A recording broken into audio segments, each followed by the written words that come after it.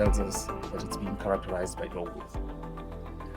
The chart you see before you shows you the real GDP per capita, real income per person over a 30-year span, a generation and a bit. And what it shows is that between 1990 to 2020, to 2024, where the data is here, Kenya's economy in terms of size was 2.5 times, or rather was 25% bigger, 1/4 bigger than it was in 1990. The income per capita was 1/4 ahead, 25% bigger than it was in 1990. But that doesn't tell you much. So it's important to pick appropriate comparators. And here we pick the best peers, countries in Kenya's income neighborhood and which have themselves seen the best growth over that time. Shown in that projected blue line, it suddenly becomes obvious to us that in terms of growth, Kenya has been a laggard. While Kenya has grown 25% bigger in that time, some of those countries have grown much faster and they started from a lower base. If Kenya had grown at the same average pace as these best peers, the economy would be 3 times larger than it is today. The average person's income would be 3 times larger over that 30-year period. The next is fiscal misspecification. We are speaking about that same time span. How has that been shown? Again, taking the same 8 peers for Kenya, you notice that of those 8 peers, only one is in the African continent. The rest are mostly Asian countries. So the best peer band shows that the primary balance, which is that basically the deficit minus interest payments on a year-by-year basis, has been on the 0 to -2 range. So where was Kenya? In that same time period, you can see the first sharp decline in 1990 represents the 92 to 94 period where inflation rates were very high at almost 50%. So that's the first episode. And after that, you see 2 epochs. The first one, where the primary balance was extremely tight for those years where it was outside, as a share of GDP, outside the best peer band. In that place, that part means showing that it was very tight. And then we have the second epoch down here, where it was a bit too loose. So we had tightness and then looseness over these period. For a very short time within that 30-year span, a generation and a bit that we're speaking about was Kenya's primary balance in the same range as the best peer band, as we've spoken about. Now, what this tells you is for a country with elite athletes, right? It is as if somebody tried to compensate for the poor epoch of starvation with extreme gluttony. We all know that's not optimal training strategy for a superior athlete. And yet what this tells us is it is the attempt that Kenya made. Let's see its results. In that 30-year period that we spoke about, you can see in here slices of disbursements in SDR by the millions that the Kenyan government received. Of course, 2021 is a bit of an outlier because it was very large, but we know for what reasons. We'll be coming to that later. What this picture tells us is throughout that period and a reference, Kenya's policies had IMF implicit support. Third, the real effective rate of the Kenya shilling. In this picture, we are measuring what the real effective exchange rate had been between the Kenya shilling and the US dollar. And what it tells you is that in that period as well, peaking in about 2020, the Kenya shilling was 40% stronger than it had been, right? So for those who want a strong shilling, we had it in this 30-year span. What are the effects of that? Or rather, what caused the peak in the strength of the Kenya shilling? What you see here is central bank policy rates, which is the differential between Kenya's central bank policy rates and the federal funds rate, the US federal funds rate, which is used as a benchmark. And you can see 2 epochs. The first one ending in 2010 or thereabouts. So what happened in that period? The interest rate spread or differential between Kenya and the federal funds rate was between 3 to 5% over that time.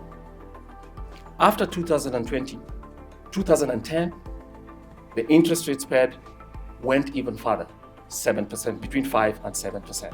So we have two epochs. When the Kenya shilling started to get stronger, the interest rate spread got even larger.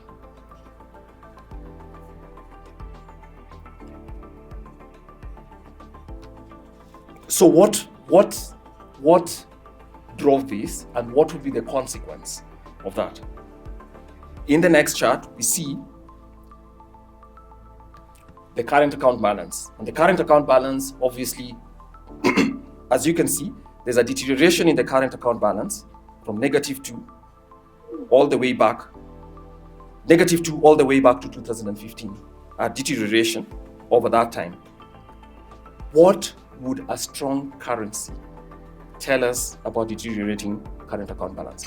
That is consistent with what economic theory tells you. If you have a very strong currency, it would affect, obviously, the ability for export. So in whole, what you're saying is that the major illustration here is how strong the Kenya shilling had become over this 30-year period, culminating in that 40% surge that we spoke about in the previous chart. As we go along, we'd like to ask ourselves, what effect does a strong currency have on the economic orientation? So we've talked about low growth, we've talked of fiscal misspecification, we have the real effective shilling, which we've seen has been stronger.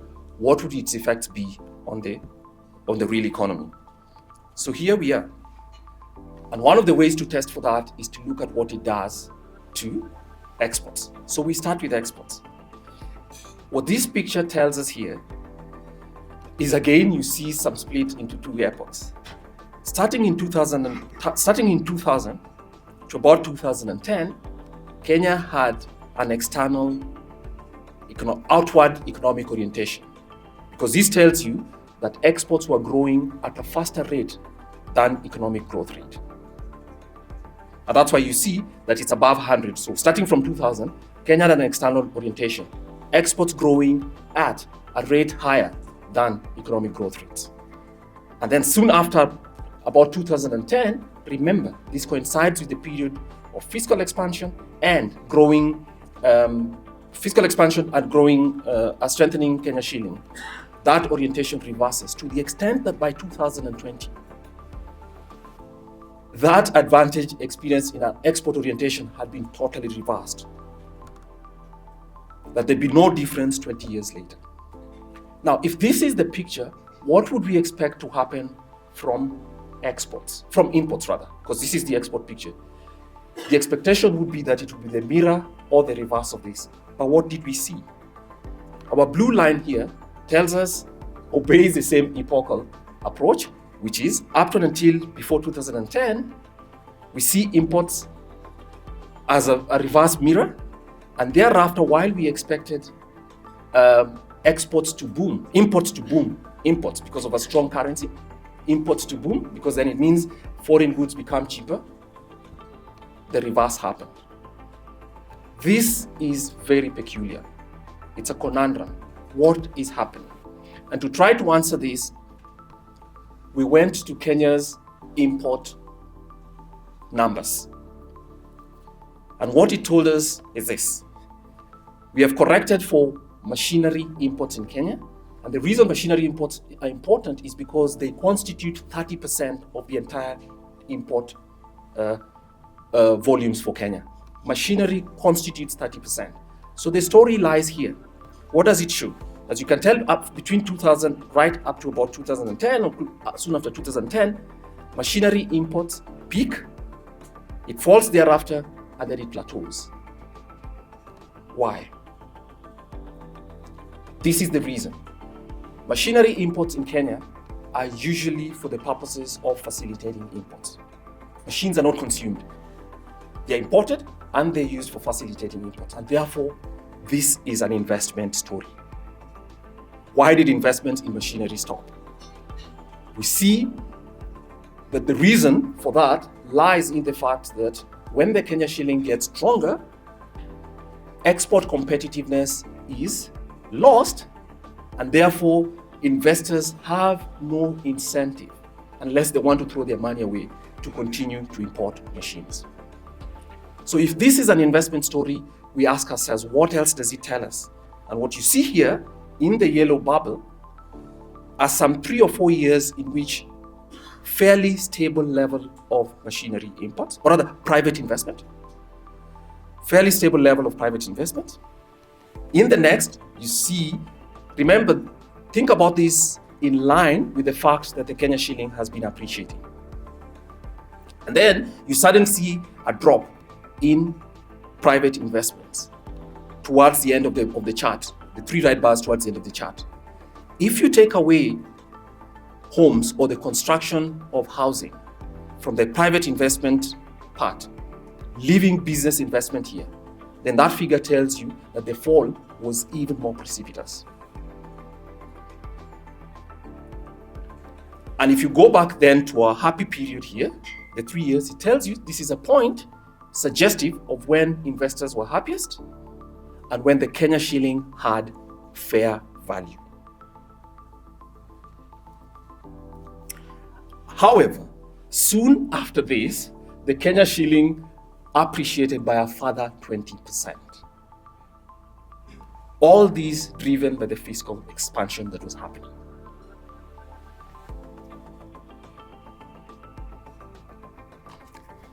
Amazingly, the same picture about that export orientation being lost and its effects on employment are shown in employment. So what you see here is in that same period when the Kenya shilling had what we call close to fair value, the elasticity of employment, in other words, employment created for every 1 percentage point growth in GDP was very high. Employment was growing at a faster rate than economic growth rates. Right up to 2010, and thereafter you can see that it starts to fall. And the amazing thing about this picture then, it tells you who needs employment the most. One, Kenya is a higher employment place. Secondly, youth unemployment is even higher than the national average. And so if anybody has any doubts about why those youth are out there, unless you're seeking scapegoating, you should ask us to give you this data to study a little more keenly.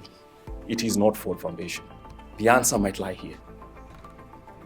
And then after that, you see a precipitous fall, which means after 2010, as the Kenya shilling gets more stronger, you see employment growth rates then begin to trail GDP growth rates, reversing the elasticity to below 1.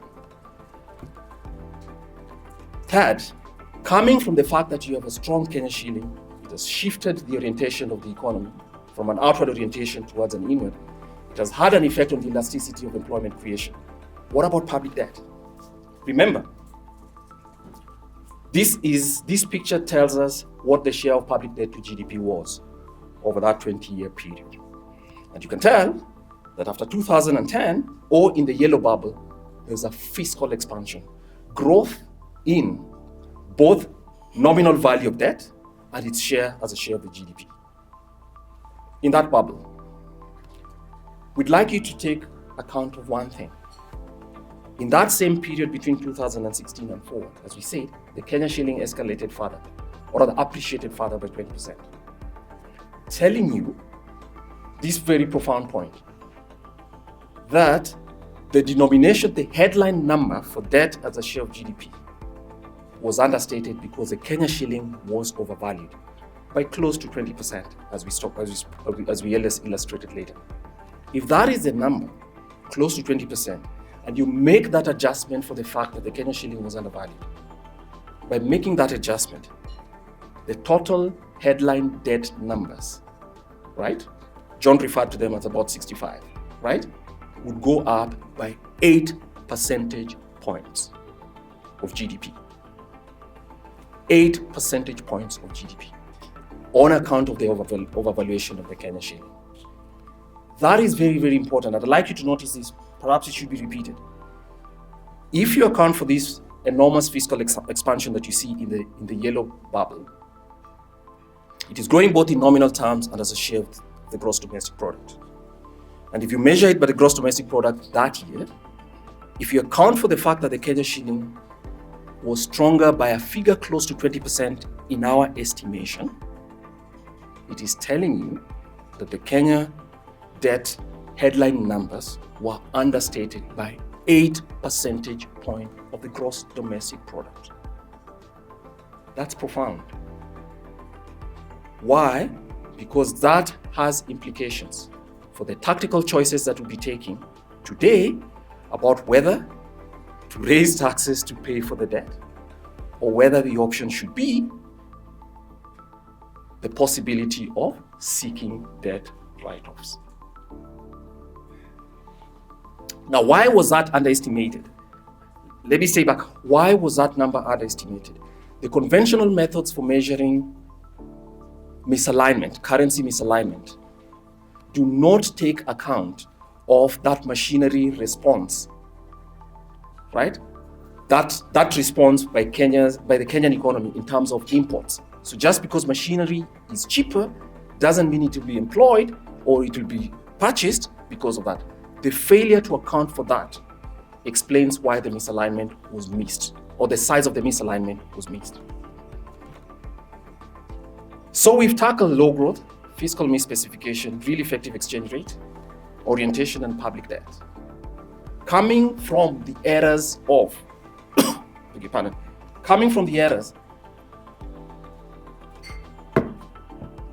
of 5 years in misalignment in the exchange rate. We talked about it being as much as 20% or close to 20%. The errors over 30 years of misspecification of the primary balance. And we add to this the error of 60 years of misallocation of land. The misallocation of land coming from, yes, a historical event of colonization, the departure of colonialists, and the ceding of land, which was distributed thereafter through buyer, willing seller, led to land ownership in Kenya, especially of arable land, where less than 20% of the population owns 50% of the arable land. So this is serious misallocation of land.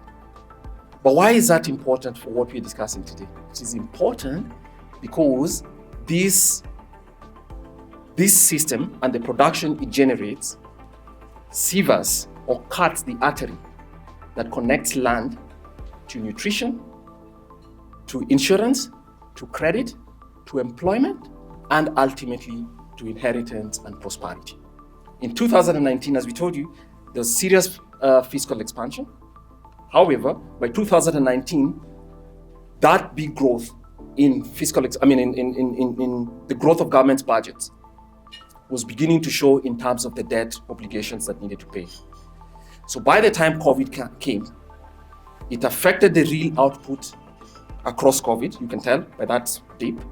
However, soon after, it started to recover. But the COVID pandemic and its effects on the Kenyan economy had differential impacts. As you can tell, it affected all sectors by different margins. So manufacturing, wholesale and retail, but of course, as you can see, accommodation and restaurants, where a lot of jobs are situated in Kenya, were also affected.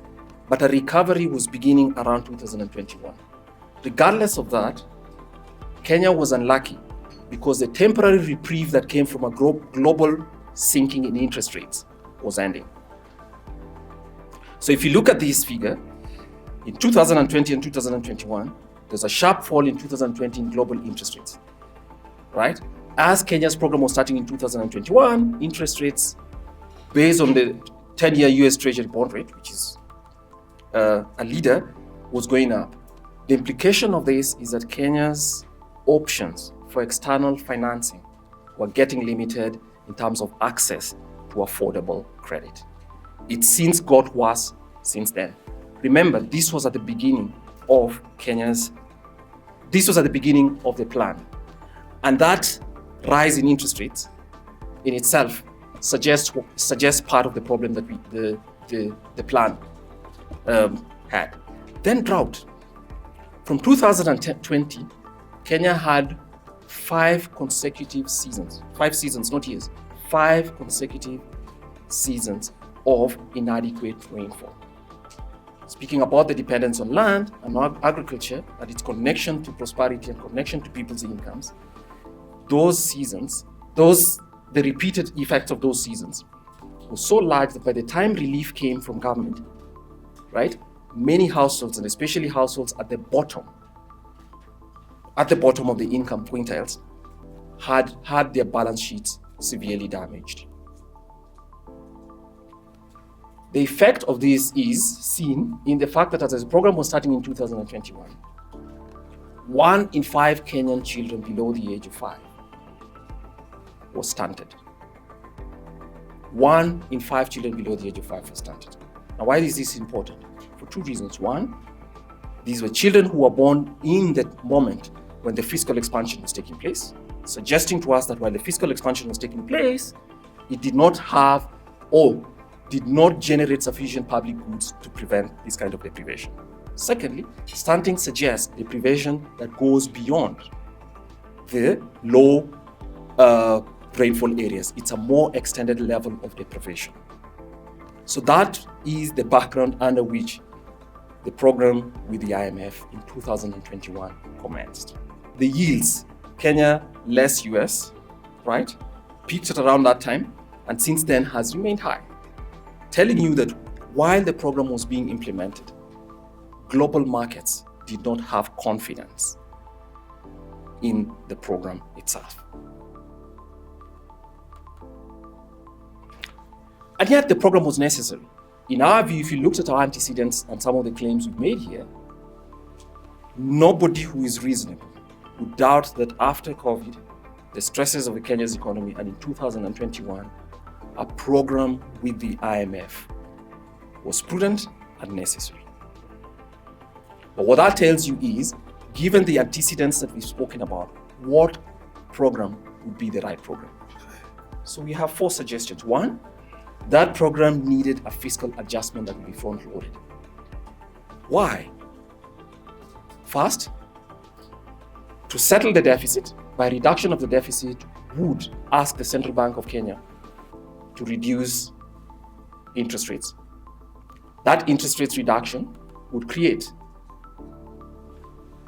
a correction in the exchange rate, which we've argued all along was very, very high, which is basically a reversal of the Mandel-Fleming and Don Bush overshooting, which I should have spoken about earlier, but we can speak about in the conversation. So basically a reversal of that process which made Kenya uncompetitive, losing an outward orientation, and obviously while driving up debt. So that's a first. Second, to establish best practice in primary balance targets, as we showed you, in that band between 0 to -2, right? By placing it at the 1% of GDP mark in the primary deficit. Thirdly, adaptive monetary conditionality, which allows for adjustments whenever external shocks come in. And the fourth is a resilient program which has buffers. So these are the 4 requirements, or these 4 principles ought to inform whatever program Kenya started with the IMF in 2021. Remember, our claim was that if you examined Kenya's economy, that a program was needed would not be controversial or imprudent. However, Peter, is that the program that Kenya received?